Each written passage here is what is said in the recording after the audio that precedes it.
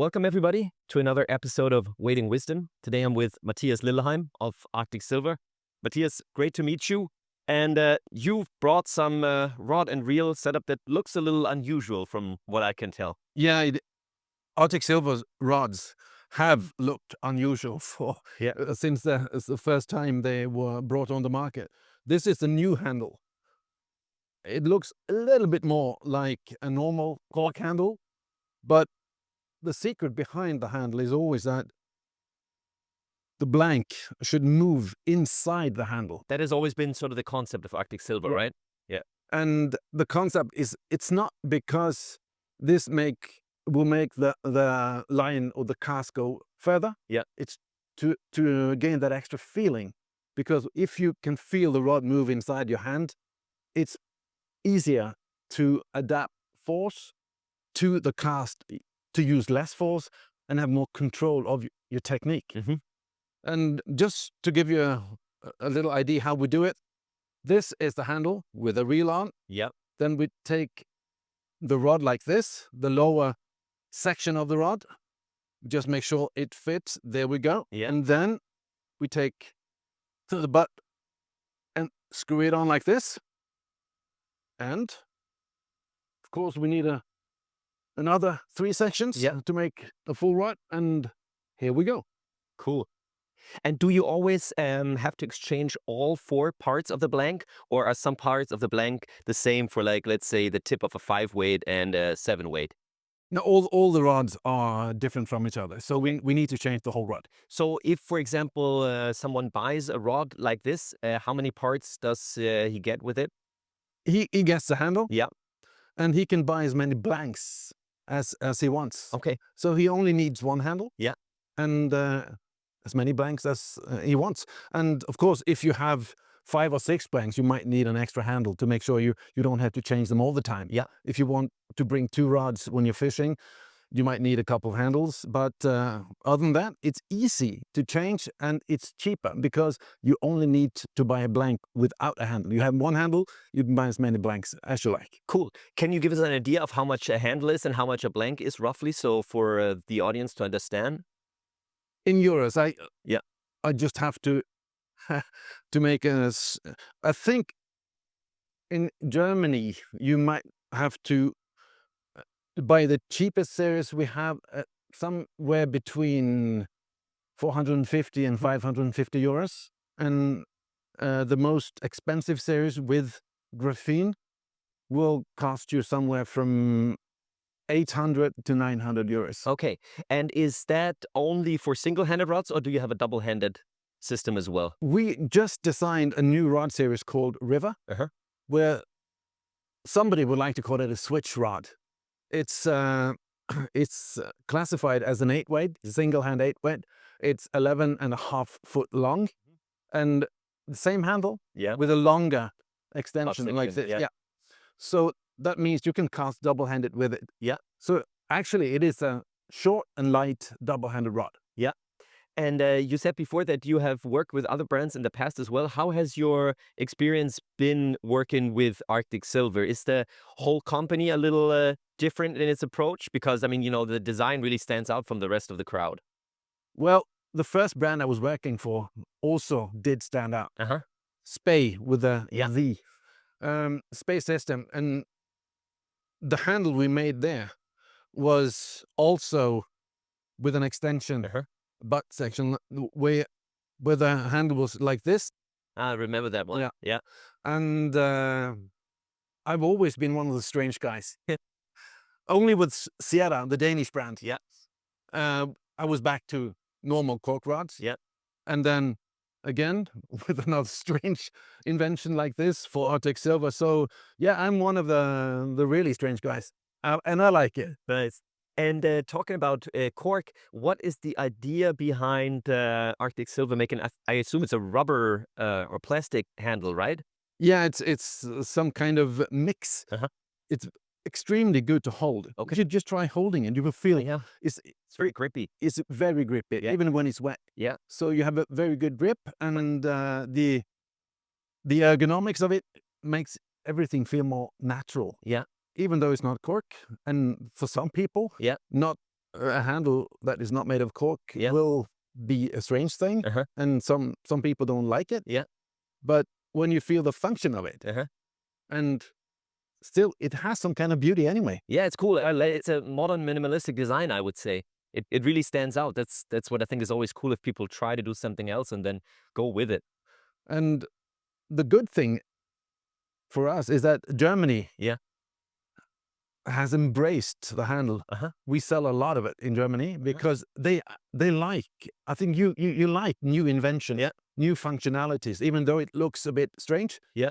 So we sell a lot of rods in Germany. Cool. Which markets, for example, are more difficult to convince? Norway. Yeah, really? Actually, but the guys in Norway that really like it, they love it. So once you've changed to this, you don't go back. Once you've been convinced, you're a true follower. Yeah.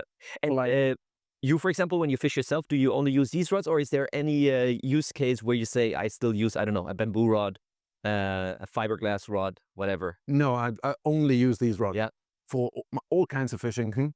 We've designed rods and lines also for pike fishing. Yeah. So there is, the only thing I need old rods for is heavy salmon fishing. Okay. Heavy double handers, because we don't have that yet. Yeah.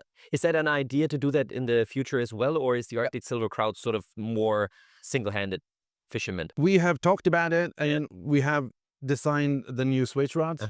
So our goal is to, sometime in the future, design double-handed rods as well. We just have to see if salmon fishing actually survives. Yeah. And that not in a good state. Not in Norway, at least, and not in Sweden. Yeah. So we'll just have to see. Okay. Hopefully this year will be better than last. Last year was a catastrophe. Yeah, I heard about that. Orkla, Gaula, right? All these rivers. And many other rivers as well, just closed. Yeah. If we look at the reel, is that, how should I say, a traditional reel, or has Arctic Silver also thought about making their own reels? We have made our own reels. Yeah. We have 2 series, but it's just like 100 reels. Okay. So for especially interested people. Yeah. So our main goal is to design rods and lines and leaders and everything. Yeah. The reels will have to come later. But the reels we have now, they look great. And of course, I forgot to bring one. Yeah. So we'll have to look at that. Is there anything in particular about the reels as well that makes them stand out? Actually, there is no brake system. Yeah. There's a click reel. Okay. So, but it works beautifully. So you palm it with your hand. Cool. I like that still. I mean, I think it's a very sensitive way. I mean, you have to get used to it, right? You have to understand the concept, but once you know how to do it, I think it's a great way to use as a brake. Yeah, and you can play really big fish on it. Yeah. It doesn't, what do you say? Run too fast so that you get another catastrophe when you free. I know what you're saying. Yeah. And talking about your lines, are the lines specially matched for the rods, or not really? Yeah. Definitely. The business of today, fly fishing business, has a problem because some of the brands, I'm not going to mention anyone, they design rods. This is a 5-weight rod. Yeah. Some of the 5-weight rods that are designed today are not actually 5-weight. They are 6-weight or 7-weight. Yeah. So they are underclassified. And that means you can't use a normal 5-weight line on those rods. You need a 6 or 7-weight. And then, for me, that is another disaster because everybody's confused. Yeah. We have made sure that our rods are real 5-weights. A 5-weight is a 5-weight. We have measurements. The common coin system? The AF, what's it called? AFTM. No, it's another one. But okay. You just measure action and classification of the rods, and we use that system to make sure our rods are the right weight class. Yeah. And we design our lines to fit the real 5-weights. So this is a 5-weight line. Yeah. 5-weight rod, and they are matched completely. And what do you think is the reason behind the rods being sort of rather heavier? Yeah. I think people, or some brands would like to feel that their rods are so powerful, you can cast a mile. Yeah. And then if a 5-weight is actually a 7-weight, Yeah. okay, and you put on a 7-weight line, even though it says 5-weight on it, I can outcast anyway. Anyone. So that is a problem. But we like to keep it real. Yeah.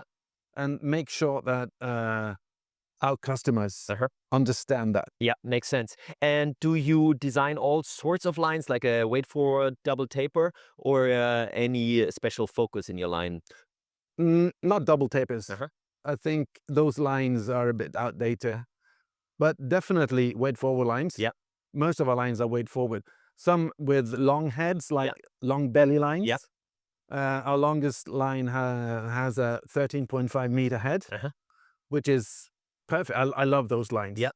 A bit more difficult to cast them, but a bit more delicacy probably also, like, right, for a dry fly or something like that. And a line like that should also be able, you should be able to cast it without having the whole head out. Yeah. So you can actually hold between the running line and the head in your fingers in your left hand, and just cast, and we'll shoot like hell anyway. So that is the way we try to design our lines. But most of our lines are from 8.5 meter up till 11 meters.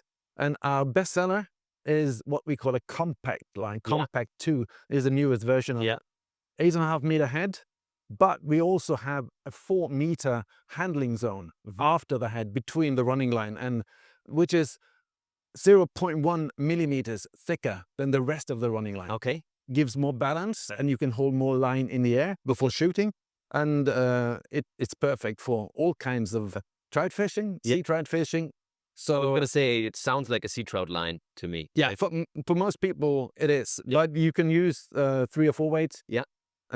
Floating lines for any kind of light trout grayling fishing. It works perfectly. And it's not what you will feel like a heavy, just brutal line. It will just fly with balance, and it will land light. You can just use it as a normal dry fly line if you want to. I've cast some of your lines in the past, and I always really liked them. I thought they were really slick and shot well. So I understand the concept. That's good to hear. Yeah. What is the other reel that you brought? This is actually the long belly line I was talking about. Okay. And this is an 11 meter head that anybody can use. Its way is very balanced. And it shoots, and it just makes the line turn over beautifully. I can show you. That'd be great. And who uses the long belly, for example? If you fish like in big rivers, dry flies and nymphs and so on, you have extreme control on medium to very long casts. Okay. If you do still water fishing, it's perfect. We even designed intermediate lines. And we use it on the coast for sea trout fishing. Nice. And you can cast far. And it's easy, actually, even though you strip the line all the way into the leader, it's easy to get it going again. And it's actually not bad if you strip it in all the way to the leader, right? Because in sea trout fishing, often the fish take right in front of your feet. And I feel like if you have an integrated line, that's much better to do than having a shooting head, for example. Definitely. And I always do it. And the perfect example of that is 2 weeks ago back in Norway, in one of our famous fjords. Nordfjord, you should look that up. It's one of the most beautiful fjords in the world. Glaciers on top. Nice. At least we have them now. They will probably melt in 5 or 10 years. We have the fjords, and we have the steep mountains and everything. I was talking about fish. Right. Yeah. 2 weeks ago, I was fishing this line. The weather was bad. It was raining, and I stripped the line all the way in. And a fish took my fly just 2 meters ahead of my boots. And it was a beautiful 65 centimeter, 3 kilo sea trout. Nice. And just shows that strip the line all the way in when you're fishing for sea trout. I agree. And I also think, it makes the handling nicer because you don't have the line sort of get stuck on the guides and stuff. It's just a smoother way of fishing, I would say. Definitely. And then, of course, the trick is always to get the line out again for another cast. With as few blind casts as possible. How is the long belly handling windy conditions, for example? Much better, even if you cast into the wind. Yeah, because it's like a thinner diameter, or what's sort of the advantage of casting it into the wind? It's more of the profile of the line. This line has a rear taper that is longer than the front taper. Yeah. And that makes it so much easier to handle. And when you cast into the wind, it will turn over very well, even in if 2 or 3 meters of wind against you. Yeah. So this line works beautifully in all conditions, actually. Great. Let's take a look at how they cast. Yep, let's do that. A fly rod in the myth is supposed to be a spring that is loaded when you do your casting strokes and loaded even more during the double haul. And then that spring is supposed to be unloaded when you do an abrupt stop. And that is what creates line speed. I'd like to bust that myth right away now, because that's wrong. Or it is 80% wrong.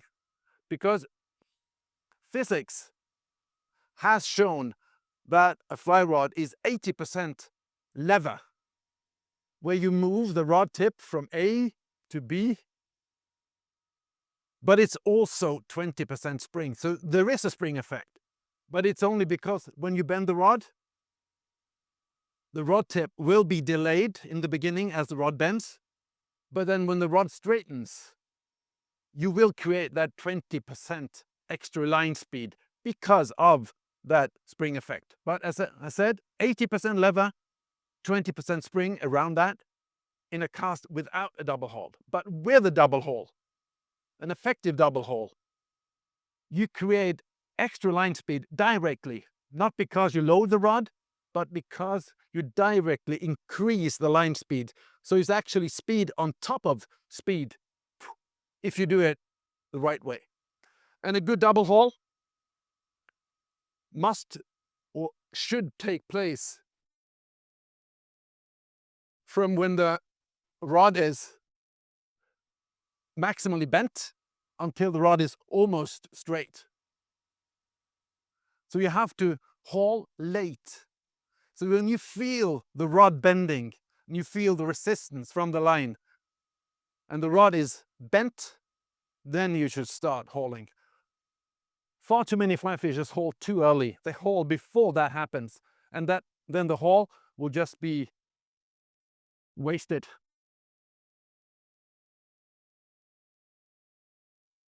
Haul late, haul. You wait until you're here and the rod is bent, then you haul. Then you can use a minimum of force and cast far. Because another thing, as the rod is a lever, the longer I can move my rod tip, the less force I need to gain line speed. Because I only use one equation from physics in my demos, and that is force times rod tip distance equals work done, which again equals line speed. So I'd like all my clients when I do clinics to remember that. And of course, you don't need like this when you're casting 10 meters. But if you want to cast longer, just make sure that you move the rod tip over longer distances so that you don't need that much force. So I can cast the cast I'm doing now. I can show you a 30 meter, maybe even 35 meter cast. This is the full line, 32 meter line. And now I will just cast the full line without using a lot of force. This is me just bragging a little bit about myself, but I love casting far.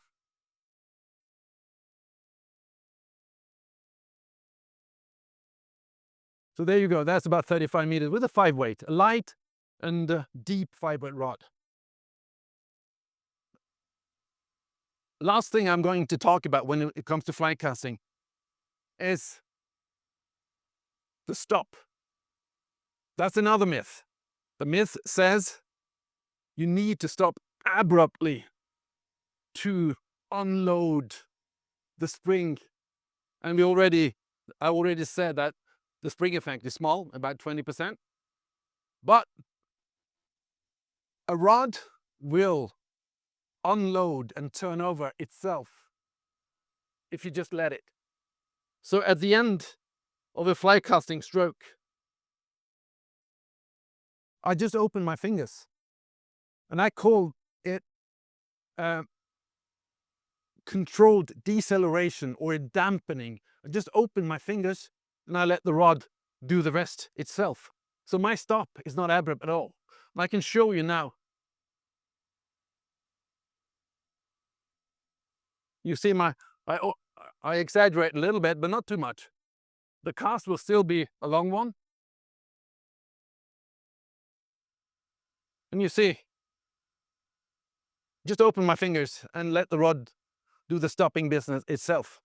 That will take away rod tip oscillations, which again will take away negative waves in the line, and everything will be perfect. You use less force, less energy, and the rod takes care of the business itself. So I think that is enough for right now, so we don't talk too much about the physics behind fly casting. Just remember, a rod is 80% lever, about 20% spring in a cast without a double haul. If you add an effective double haul, the spring effect will decrease down to somewhere between 10 and 15%. So the lever effect is definitely the one you should remember, because that is what is going to make sure your fly casting improves. And if I'm going to cast, let's say, okay, 15 meters, I will have a shorter stroke. I don't need the full 170-degree stroke when I only need to cast 15 or even 20 meters. Okay, if I'm going to do a 25-meter cast now with a 5-weight, I say to myself, okay, how low can I go on force?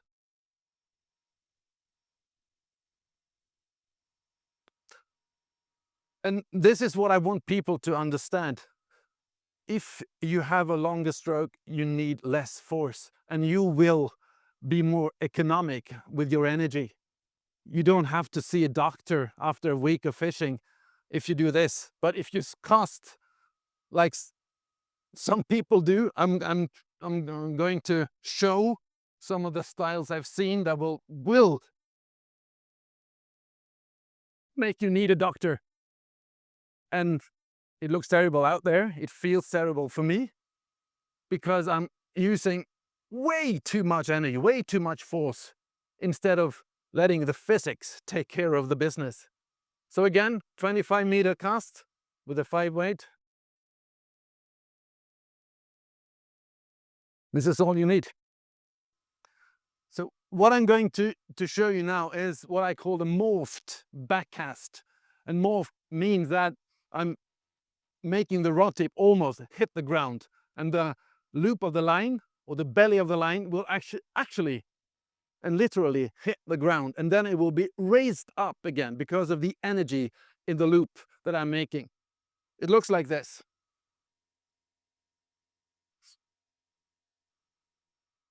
And you see the whole line just moves up and turns over beautifully. Oops. I caught myself. Should I do it again?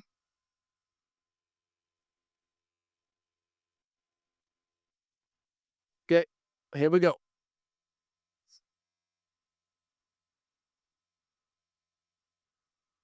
Of course, I don't fish like this. This is just to show the physics behind a morphed backcast like that. But it looks nice actually, and it looks strange because most people are sure that I'm going to kill my rod and definitely kill the line. But then again, almost magically, it's lifted up and it turns over completely, and it has a lot of energy. When I do this, when I go down like at the end, what I do is I increase the speed of turnover. I do not increase the line speed, but the speed the line turns over. And that's what makes the magic happen.